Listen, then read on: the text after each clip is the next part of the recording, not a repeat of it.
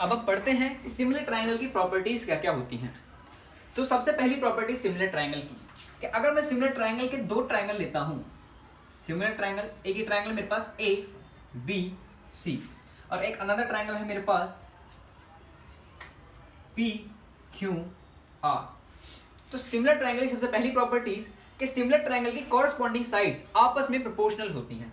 जैसे मैं कहूं कि कॉरस्पॉन्डिंग साइड्स इसमें कौन कौन सी हैं, ए बी के कॉरस्पॉन्ड कौन है पी क्यू, बी सी के कॉरस्पॉन्ड्स कौन है क्यू आर और ए सी के कॉरस्पॉन्डिंग कौन है पी आर।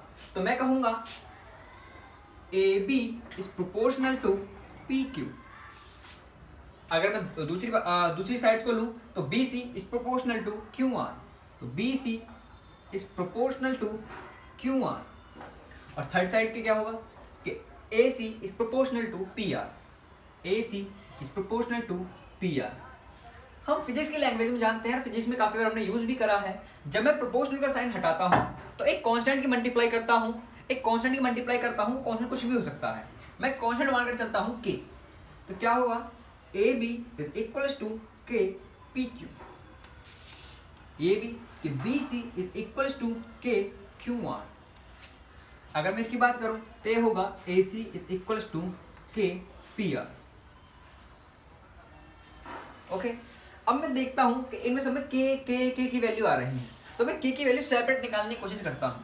अगर इसकी के की वैल्यू निकालूंगा तो पी क्यू कहाँ जाएगा, नीचे की तरफ। ये हो गया A B upon P Q is equals to K.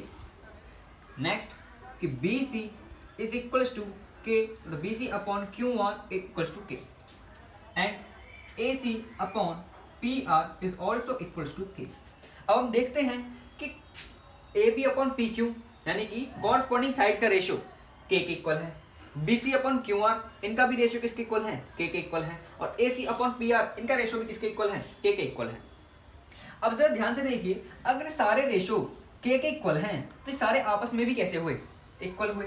तो हम लिखेंगे A B upon P Q is equal to B C upon Q R is equals to A C upon P R. ये हमारे पास आया सिमिलर ट्रायंगल का result कैसे कि अगर मैं कहूं एंगल ए बराबर है एंगल पी के, कि मेरे पास कोई दो ट्रायंगल हैं, triangle A B C and triangle P Q R, जिसमें मैं ये कहूं कि एंगल ए किसके इक्वल है, एंगल पी के, एंगल बी किसके इक्वल है, एंगल क्यू के, और एंगल सी किसके इक्वल है, एंगल आर के।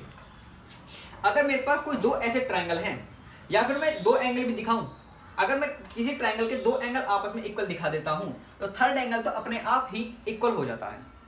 ठीक है, तो अगर मैं किसी ट्रायंगल के दो एंगल या किसी ट्रायंगल के तीन एंगल आपस में इक्वल दिखाता हूं तो मैं कहूंगा वो दोनों ट्रायंगल आपस में कैसे हुए, वो दोनों ट्रायंगल आपस में हुए सिमिलर। ओके, अगर ये दोनों ट्रायंगल आपस में सिमिलर हैं तो मैं क्या कहूंगा, इनकी कॉरस्पॉन्डिंग साइड्स आपस में प्रोपोर्शनल है, या तो ये कहूं या फिर ये कहूं कि इनकी कॉरस्पॉन्डिंग साइड्स का रेशियो आपस में कैसा है, इक्वल है। इनकी कॉरस्पॉन्डिंग साइड्स का रेशियो आपस में कैसा है, इक्वल, कि A B upon P Q is equals to B C upon Q R is equals to A C upon P R. Okay, अगर मैं ये दो क्राइटेरिया मिले मुझे ऐसे जिनसे मैं ये कह सकता हूं कि दो ट्रायंगल आपस में सिमिलर हैं। अगर मैं किसी ट्रायंगल के तीन एंगल या फिर दो एंगल आपस में इक्वल दिखा दूंगा तो मैं कहूंगा उनके साइड का रेशियो आपस में कैसा है, इक्वल है। या फिर अगर मुझे एंगल ना दिए गए हों, मुझे साइड्स गिवन हो, तो मैं क्या चेक करूं कि अगर उनकी साइड्स का रेशियो आपस में इक्वल है तो मैं कहूंगा उसके कॉरस्पॉन्डिंग एंगल्स आपस में कैसे हैं, इक्वल हैं। ये आपस में वाइस वर्सा होते हैं।